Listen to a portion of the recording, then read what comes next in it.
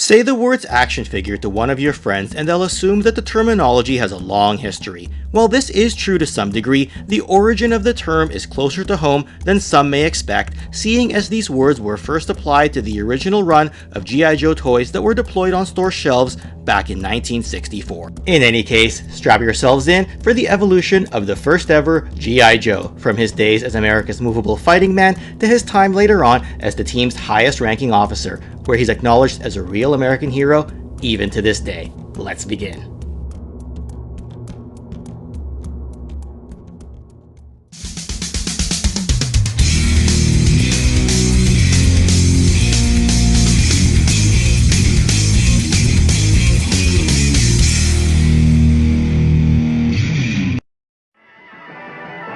G.I. Joe, G.I. Joe, fighting man from head to toe.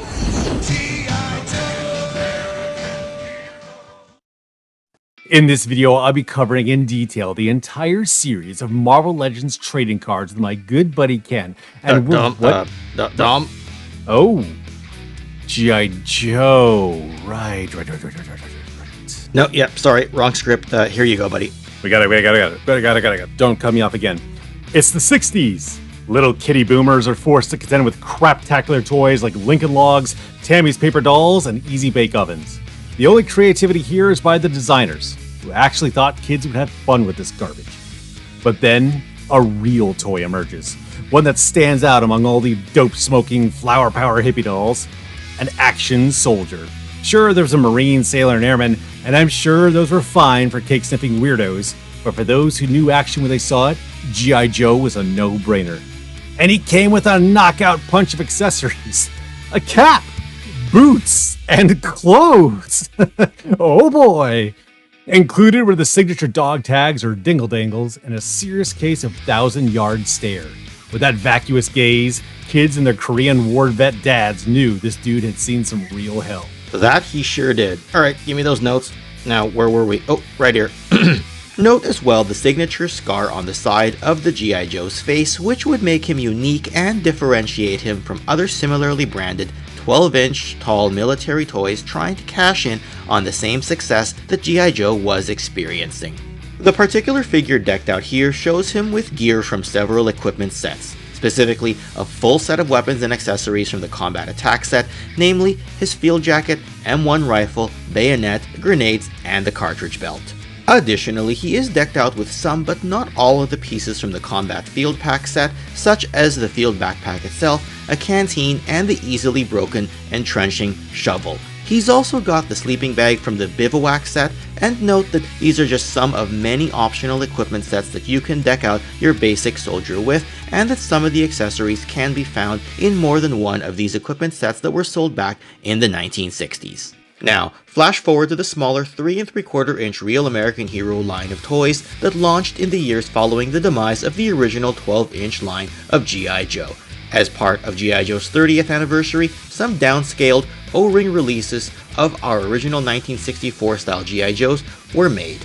Unique among these was a character simply codenamed as G.I. Joe, largely sporting the original action soldier's fatigues and wearing what appears to be a downscaled molded-in beret and scarf as tribute to the 1966 Green Beret release, which is the worst piece of headgear known to man. This Joe is donning that same iconic scar, no doubt inflicted during pre-war Nam in Saigon when he didn't pay that juicy girl. With Rhode Island as his home of record, this is a clear nod to Hasbro's headquarters location. Scanning his file card, we see he's a West Point ring knocker. Lieutenant Joe commissioned in 1960 and in 3 short years was recognized by JFK for kicking ass. For some perspective, after 3 years of military service, I was told that soldiers only followed me out of a morbid curiosity, and maybe a career as a Walmart greeter would be a better fit. Oh, will you just stick to the script already? Oh, 1, 2, 3, Dom tries to actually read. Here we go. 63 was also significant since that was when Stan Winston pitched the idea for G.I. Joe.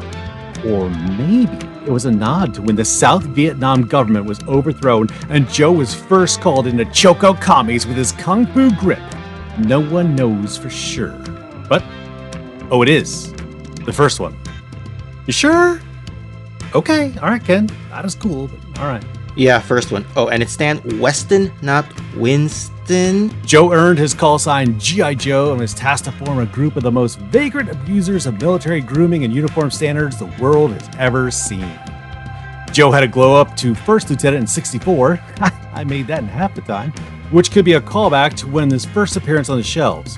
Or it could be a nod to the Gulf of Tonkin incident, which spurred America to enter its first "You can't fire me, I quit" war. No?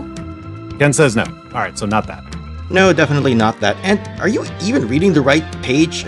Okay, right here. As such, this 1994 30th anniversary release shows him as a 4-star general, the highest rank that can be held by any member of the armed forces, aside from the handful of 5-star generals or general of the army rankings used during extremely rare instances during times of war throughout United States history.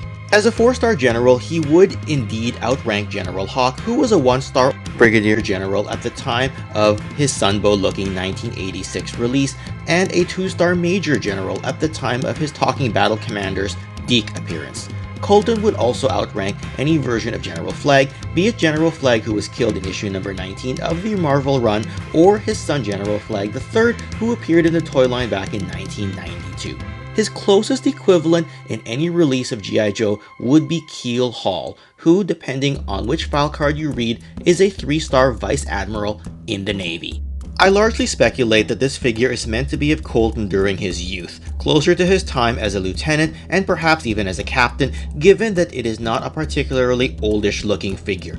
Note the extra large machine gun that he carries, which is the same gun used by several versions of Gung Ho during the 1990s.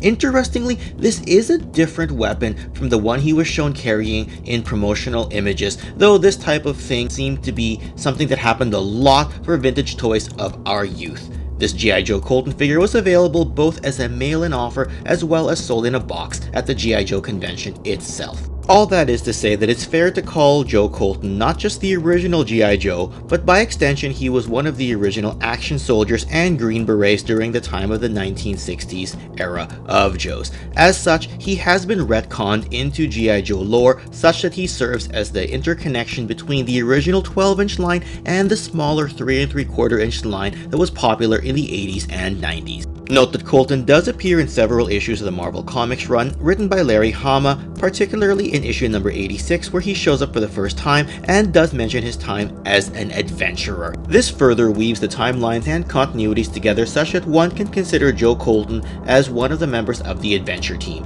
be it as a land adventurer or even having served as the adventure team commander in the 1970s. Comic book advertisements before the Marvel run also feature Colton as part of the adventure team.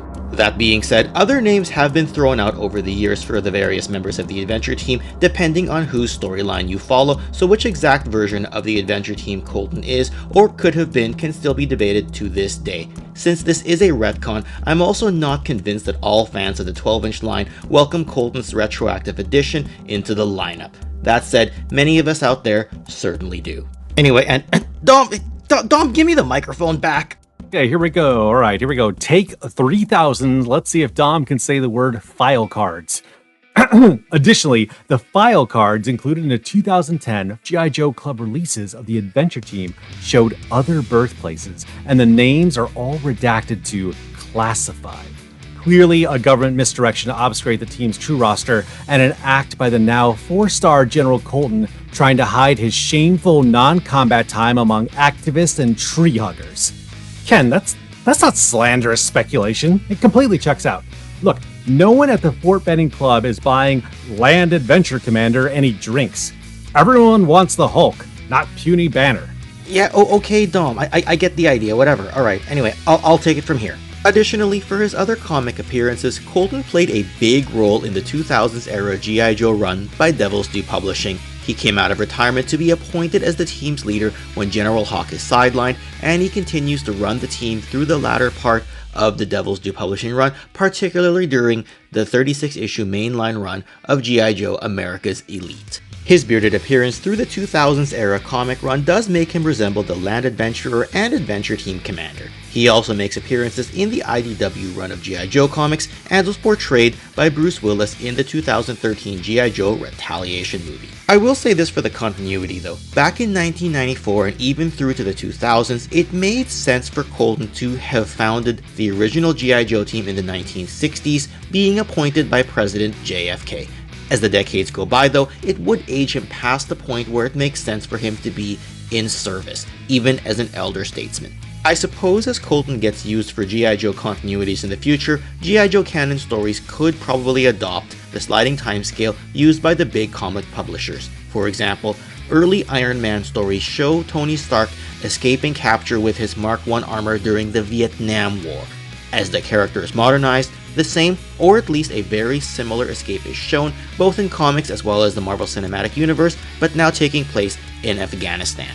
Either way, whether or not he's your field commander or overall G.I. Joe commander of choice, Joe Colton is a fine addition into the G.I. Joe stable of ranking officers. After all, he's become a key piece of G.I. Joe lore, tying together generations of fans and history. Before we end, I'd like to give a thanks to my co-presenter Dom from the Toy Domination channel for almost reading his parts right. Anyway, whatever, close enough. You can find a link to his channel in the description section below. And if you enjoyed this video, don't go anywhere just yet. You can continue your Toy Connections viewing experience by clicking on this other G.I. Joe video right over here. Or for an altogether different toy history type of video, you can click right over here.